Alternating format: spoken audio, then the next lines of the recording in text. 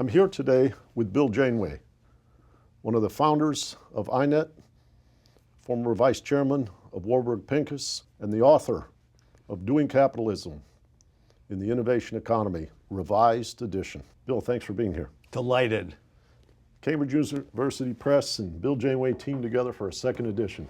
Well, you know, 5 years on, it's become apparent that some of the central messages of my book about how innovation at the frontier works, how it's funded, and the impact it has, requires serious reconsideration. And I'll give you some examples. First, I learned the hard way during my 35-year sabbatical from academia, when having studied under Keynes's greatest student, Richard Kahn, the author of The Multiplier, I discovered at that time that I just could not, in good conscience, go back to the US and teach Samuelson, teach what Joan Robinson called the bastard Keynesianism that had come out of MIT. So I wandered into Old Wall Street and became, almost by accident, a working venture capitalist as information technology, computing, software, the makings of the digital revolution were just beginning to take shape in the 1970s. I learned through that process that the sources of critical funding and demand for innovation at the frontier, for investments where it is impossible to know in advance what the return is going to be, that funding can only come from two sources that are unconcerned with direct, immediate, measurable economic value. One, a mission-driven state, which, like the United States during the Cold War, or for that matter, the United States pursuing the vision of manifest destiny and funding the transcontinental railroads, or like China today, is in pursuit of innovations that will reposition itself economically, politically, strategically, and is not worried about prescriptive, upfront cost-benefit analysis. That's one source. And the other of which I was the enormous beneficiary, as my firm Warburg Pincus was in the late 1990s, was the kind of financial speculation that wherever markets and assets exist will generate bubbles, but occasionally will focus on one of those transformational technologies from the canals, through the railroads, through electrification, to computing and the internet that really does create a new economy and change the world.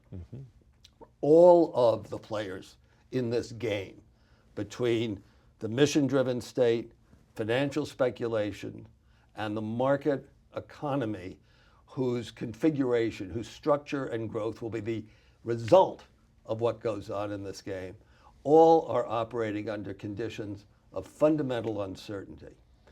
I learned the hard way that the only way that you can hedge against the unknowable, not the kind of risk that the financial models thought they were dealing with in the run-up to 2008. The only way you can effectively hedge is through what I call cash and control. Enough unequivocal access to cash to be able to buy time when something bad happens to work out what's going on, and then enough control to change the parameters of the problem.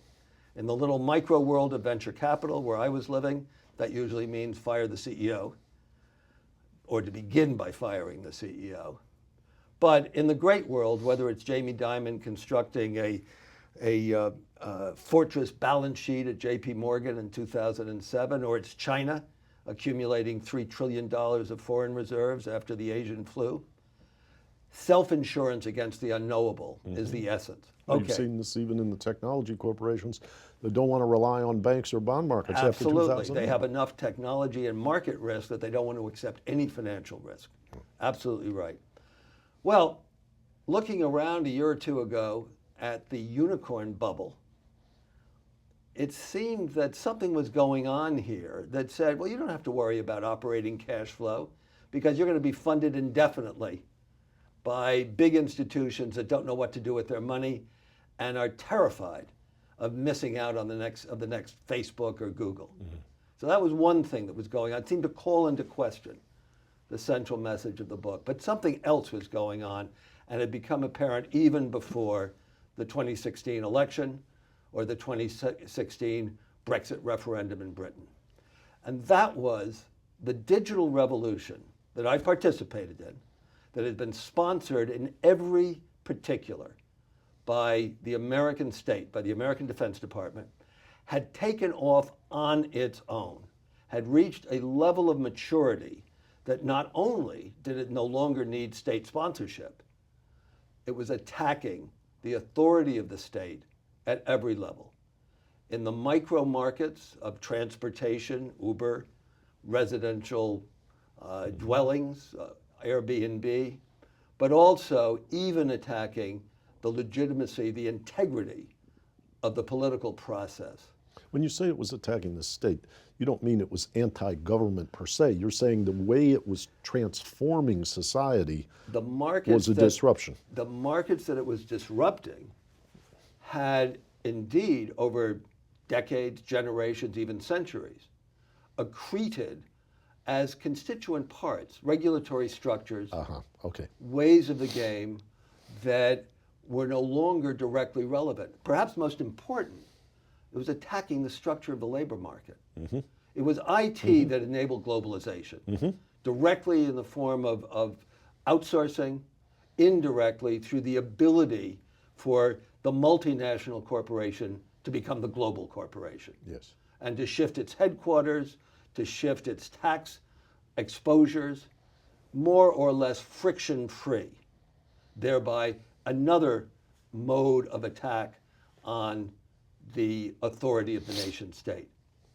So that was what convinced me that I really had to take another look at this central message about what you might call the positive, productive configuration of this three-player game between the state, speculators, and the market economy. Because, as I say, even before November 2016, it appeared that that game was shifting into a configuration that was much less productive, that actually might be really fragile and with very bad consequences. Well, I think, if I'm thinking about it right, it's a three-player game, but the player called the state now has two roles. One is the facilitating innovation, and one is coping with the consequences of innovation for society. Exactly right, Rob. And what's happened is, in the US, both aspects, both roles have been compromised. It took 30 years from the end of World War II, from the founding of the Mount Pelerin Society, from the lonely pioneering work of Hayek and Friedman, to reach the point where Ronald Reagan could say, government isn't the solution, government is the problem. Now, I promise you, the founders of Intel, the entrepreneurs of Route 128 in Silicon Valley, whose principal source of research funding and whose principal customer was the American government, would not have agreed with that proposition. Right. But second, it exactly is as the consequences of globalization spill over into the labor markets of the country, with enormous impact on the resurgence of inequality of income and wealth at levels that now exceed that of the Gilded Age. Yes. And with the obvious political consequences, the bifurcation of the country politically that we're witnessing. And it's not just a result. It has to do with the policies of the rungs in the ladder, like the education system going forward. It portends a lot more danger. That's right. Now, we can, and the fellow who hired me at Warburg Pincus 30 years ago used to say, you can't survive as a venture capitalist if you're a pessimist. The first startup you lose, you'll slit your throat and be out of the business. So I do look around, I do see some endogenous signs of response. I mean, one is the emergence of guilds of Uber drivers who are working on their own without the help of political entrepreneurs, with some academic help, not enough, to see how to define some middle ground between the full-time employee and the fully independent contractor. The European Union appears to be way ahead of us in taking seriously this challenge, which is a challenge to the state, to construct a regulatory framework that works as the material conditions of employment, as Marx would have understood, change. But also we're now seeing this spontaneous rebellion of the teachers across the reddest of the red states who have been deprived of anything remotely resembling the resources to fulfill their mission, and at the same time are at income levels that qualify them for food stamps. Yes. This is not how a nation holds position as the frontier of the innovation economy moves outward.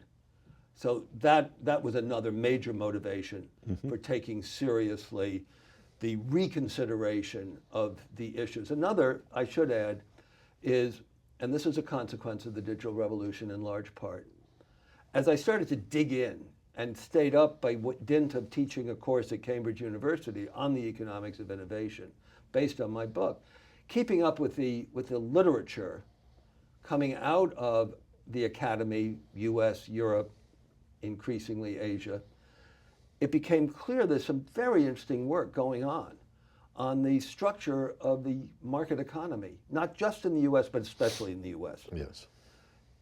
Enormous increase in the concentration of industry, sector by sector by sector. Enormous divergence, and here the OECD has been really at the frontier, enormous divergence in the continued growth in productivity of the best, the top 5% of businesses across sectors, with the rest lagging way behind. The emergence of what David Autor at MIT calls the superstar firms, whose profitability and whose compensation levels are so significant that they actually affect the aggregate data, the aggregate statistics on inequality. So we're seeing the lagged impact on the market economy of the revolution that happened, and then with respect to the next technological revolution, the abstention, if not abdication, of the US from playing a leading role. And by that I mean, of course, the green revolution, the global green revolution, or the golden green revolution, the green golden age, as Carlota Perez puts it. It's fascinating to me, Bill, that if you look at that future generation, and there is a changing of the guard, will they look back and say the United States could have maintained that edge, but because of our own intellectual woundedness or habit structures, whatever you want to call it, we couldn't make the adjustment? Well, there's no question, Rob, that one of the various forms of American exceptionalism has been a persistent refusal by important elites to accept the legitimacy of the state as an economic actor. The US has the most fragmented, the least comprehensive social safety net of any developed country in the world. Was most reluctant to accept it. It has the least accommodation for collective bargaining and trade unions of any developed nation in the world. This is a deeply rooted American characteristic. It also consequently, beginning in the 1970s, went back to a degree of reliance on not just the energy and the entrepreneurship, but also the stability and resilience of the markets of the private sector, which again and again has proven to be misplaced. Hence, the rise of social safety nets globally. In fact, you might say that in several particulars, the US just got it wrong at the most fundamental level. One example was how during World War II, under conditions of price and wage controls, as a progressive move, only in the US was healthcare and pensions overwhelmingly tied to employment. Yeah. Well, in a dynamic entrepreneurial economy driven by technological innovation, what a wrong turn. You want people to be free to change jobs, Yes. to reinvent themselves, to go into new industries without putting the lives of their children or the lives of their surviving spouses or parents at risk. Yes.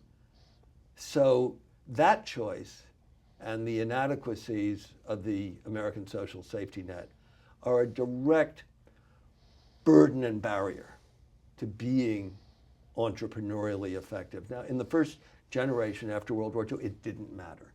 And of course, at that point, the great companies with whom those programs were associated, the companies we think of as by their initials, Yeah, stewardship from technology. GM to IBM, Yeah. right? They seem to be impregnable. But then we went through the generation beginning in the 70s where they proved to be not impregnable at all. And that, no, but it wasn't only that. After all, it was also the Taft-Hartley Act, which undermined the Wagner Act, which opened the door to the right to work laws, which led to the movement of the industries that had been the carriers of the social safety net to the states where without unions, they could escape from those responsibilities as another aspect of it. So that's one whole strand. But there's another strand that kind of comes close to why INET exists and what INET's mission is. Because from the 70s, in a very explicit way, the mainstream of not all, but a very substantial amount of economic theory came to rationalize why and how, with the best will in the world, government interventions could not be effective. Right. The notion that, quite apart from how efficient markets are, but the notion that participants in those markets have full knowledge of the consequences of government initiatives and of their own responses, and their ability through their own activity to offset and the expectation that they would offset any government intervention. The rational expectations revolution And played what they called Ricardian equivalence. exactly that if my taxes go up today, I know that they go down today, I will save more because I know that they'll have to go up tomorrow and I have to prepare to save the money, as if I knew the future. Keynes, I know, put it that best we should know the future, if not, let our opinions differ. So at least we'll have liquidity in the markets where we bet on the basis of our expectations. Yes. But the rational expectations revolution, the macro models that evolved from it, both in their new classical and new Keynesian forms, played a thoroughly destructive role in at least two different aspects.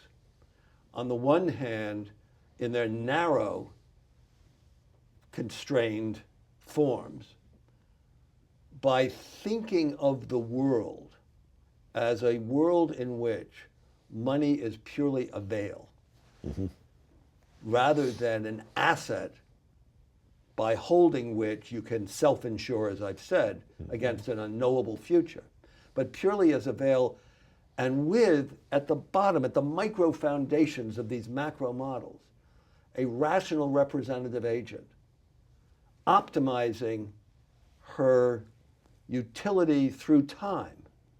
Well, there's no need for a financial system because she's her own creditor and debtor. Loaning She's to her yourself. She's her own issuer and investor. Yeah. So in the most narrow and extremely destructive way, the DSG, the dynamic, stochastic, general equilibrium models based on rational expectations blinded not just economists, but central bankers, corporate executives, and investors. From If the you notion, combine that with the efficient market hypothesis, right, where anything that interfered Right. with the financial system was in the negative category. And that's the second aspect, because by discrediting, by delegitimizing the government as an economic actor, where the only role for government was, if you pardon the expression, to screw up markets that otherwise would yield you the efficient, optimal outcome, it left us defenseless against the consequences of what George Soros called the super bubble that exploded in 2008.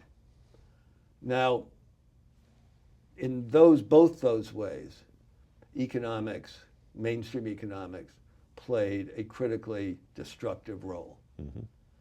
There are facts, their support for the development of the digital economy, the size this time in the smaller crisis. The consistent thing I see is it is unfashionable in the libertarian Mount Pelerin type world to be talking about the virtues of the state wherever they occur. Well, and this gets me to what I call the Coda to the new edition of my book. Yes. Because 2008 and the Great Recession, the global financial crisis and the Great Recession, indeed were, if you like, gravestones over a school of economic thinking which had enormous and destructive political consequences as well as economic and financial consequences. But as we look, and this is in a way the final motivation for a new edition, it had become clear over the last couple of years that 2008 was also played another role. It was the gift that kept on giving, with some not little support from INET.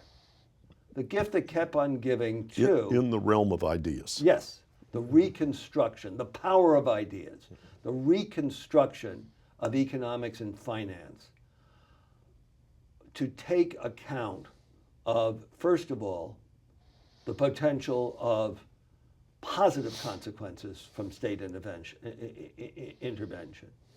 to take into account the fact that far from being rational optimizers with full knowledge of the consequences of their actions, market participants, heterogeneous along many dimensions, all share one common attribute: the inability to know in advance the full consequences of the decisions they make about spending, borrowing, saving, investing. If there's one central message of my book in both of its avatars, it's that efficiency is the enemy of innovation. If you rank projects based upon the net present value of their expected future cash flows, defining the fundamental economic value of an investment, you will inevitably find that the costs can be estimated with far greater certainty than the benefits.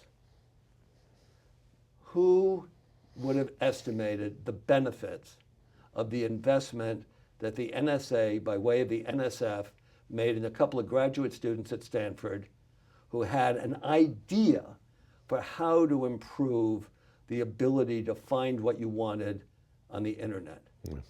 The PageRank algorithm. In fact, even the founding venture investors didn't know how to monetize it for the first 3 years. But so what that tells you is that as private sector, profit-seeking entities attempt to rationalize their investment budgets and to rank them according to the highest value, they will inevitably be driven towards shorter and shorter time horizons. Less risky, less uncertain investment projects. Only companies that falsely believe that they're permanent monopolies, with management having the ability to dispose of their rents as they see fit, not as their investors demand, and as Bill Lazonic has documented in share buybacks. Only the AT&Ts and IBMs and DuPonts and GEs in their glory years can invest in fundamental upstream research.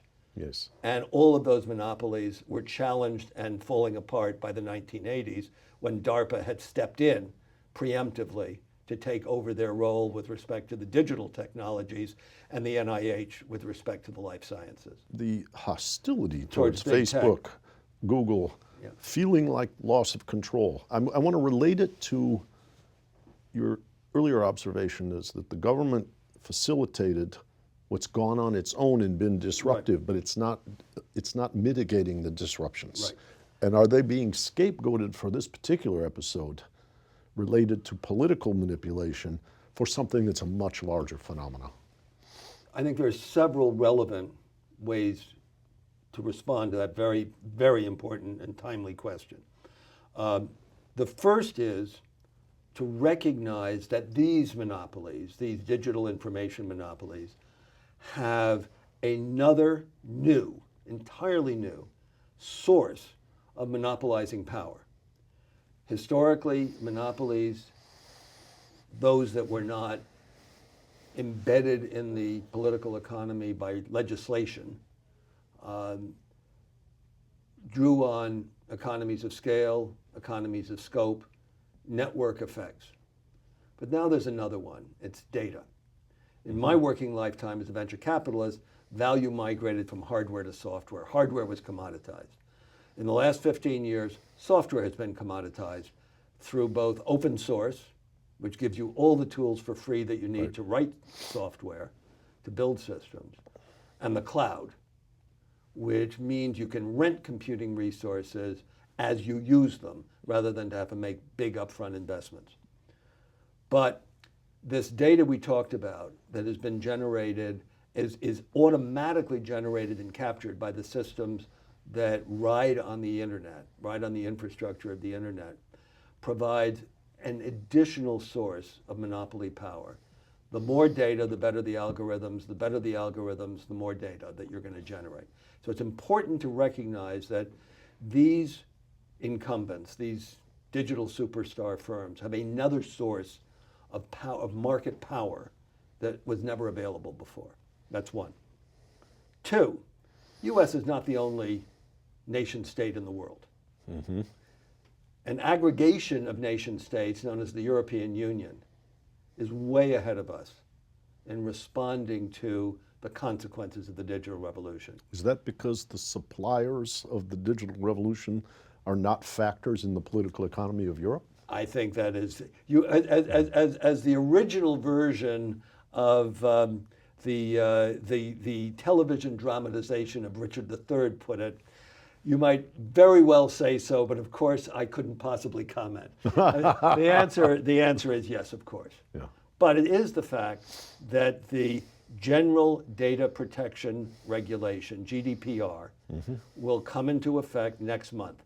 Nobody knows how this is actually going to play out in the real world. Right. But it does assert that individuals own the data associated with them. Now, what does that mean when it comes to the data only being meaningful when my data is mixed with your data? Right. And who owns that? Nobody has any idea. But they're wrestling, actively struggling in response. As well, with respect to another profoundly disruptive impact of the digital revolution, they're wrestling with defining this third category between the full-time employee and the fully independent contractor. Mm-hmm. So there's a major program to develop regulatory framework for thinking about labor law and labor regulations in the gig economy. We, even at the state level, even in California, we're not even thinking about it. We've begun to have some action in some of the cities, but just at the, dealing with Uber, just at the very fine beginnings. You're addressing very succinctly many troubling aspects of our political economic environment here and around the world. I see that hopefulness that's within you is part of why you can see the good news in these bad times. I'll drink to that. Thanks.